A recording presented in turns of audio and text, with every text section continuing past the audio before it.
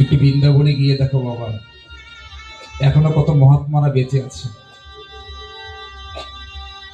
বর্তমান ভারতবর্ষের সবচেয়ে যে দুইজন ব্যক্তি আলোড়ন সৃষ্টি করেছেন, একজন হচ্ছে প্রেমানন্দজি মহারাজ, আর একজন বিনোদ বিহারী বাবাজি মহারাজ।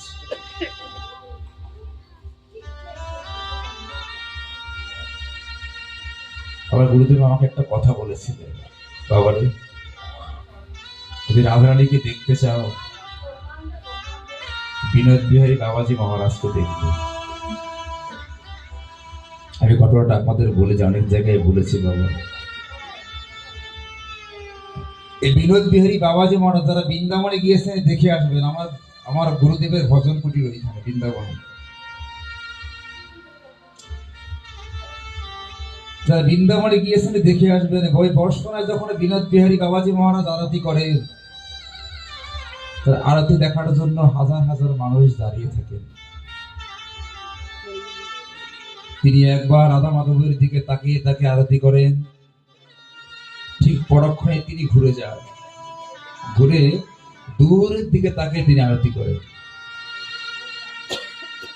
তার আরতির সময় স্বয়ং রাধারানী তার চোখের সামনে এসে উপস্থিত হয়।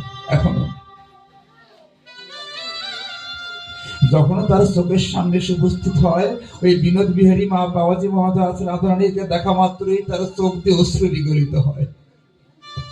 দূরে রাধারানী দাঁড়ানো মনে হয় খুব কাছে, কিন্তু কাছেও থেকে যায় অনেক দূরে। বৃন্দাবনের মহাত্মারা কি বলে জানো মা? যদি রাধারানীকে দেখতে হয়, ওই বিনোদ বিহারী মহারাজ যখন আরতি করে তার চোখ দিয়ে যখন জল ঝরে, তখন তার চোখের দিকে তাকাবে। তার চোখের দিকে তাকালে রাধারানীর অস্তিত্বকে অনুভব করা যায়, স্বয়ং রাধারানীকে দেখা যায়। এটা এমন মহত্ববান ব্যক্তিত্ব আমার দেবানন্দজি মহারাজ বাবা। কি বলবো, তার দুইটা কিডনির একটা কিডনিও কিন্তু নাই।